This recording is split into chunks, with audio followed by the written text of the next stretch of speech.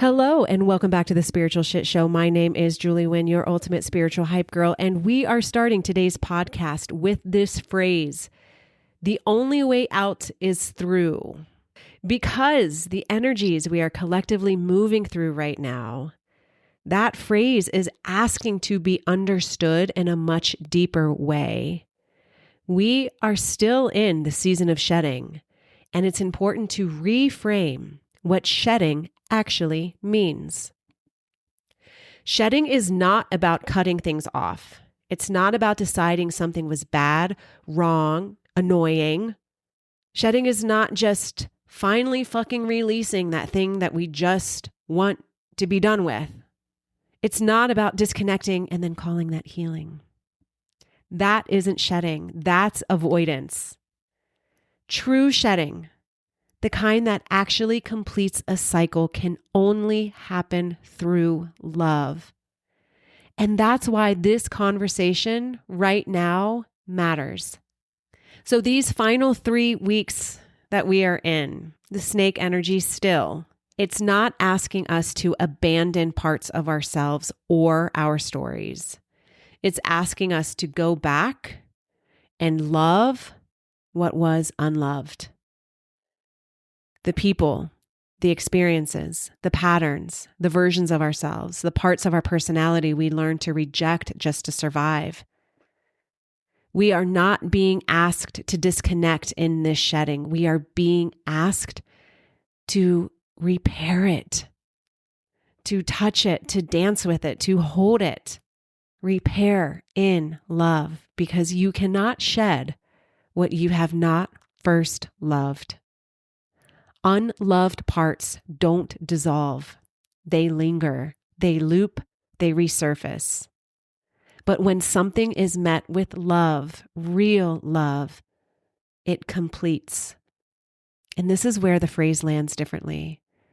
The only way through is through love. And what I'm learning about love is that love, real love, is not passive. It's not soft in the way we sometimes imagine. Love is strong. Love is bold. Love is disciplined. It requires devotion. For many people, the instinct when something becomes painful is to cut off, shut down, disconnect. And sometimes that strategy once served a purpose, but the invitation now is different. We are being asked to turn back towards the places we once avoided, not to fix, not to force, but to repair with love, because anything left unrepaired continues to hold energy. It pulls on us. It repeats itself. It creates suffering. Love is what completes the loop. This is why the current shedding phase is so important. Shedding is not about erasing the past. It's not about pretending something didn't happen. It's not about rejecting who you were. It's not about holding on to guilt and shame and anger and resentment. True shedding happens when something is fully integrated, and integration happens through love. You do not step into a new version of yourself by abandoning the old ones. You step into the next version of loving every step that brought you here to this very present moment. And I know that can be hard. It can be annoying. When love is calling on your heart, that can feel so annoying because it's so much easier to be angry. It's so much easier to hate. It's so much easier to be resentful. It's so much easier to want revenge. When we are healing, and especially in this time, old memories, emotions, patterns may resurface.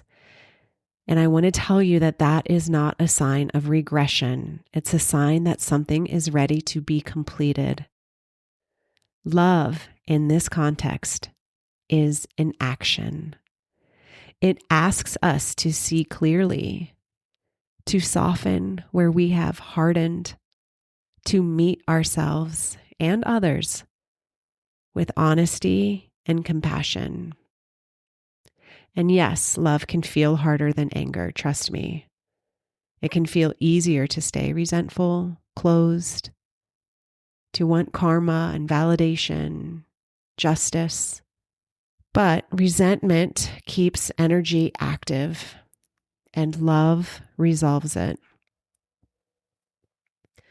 Love is the only thing that completes energy. Love is the only thing that closes karmic loops. This phase is not about disconnecting. It's about healing. It's about repair. It's about loving all of it, every chapter, every lesson, every version. And that is how cycles end. That is how energy clears.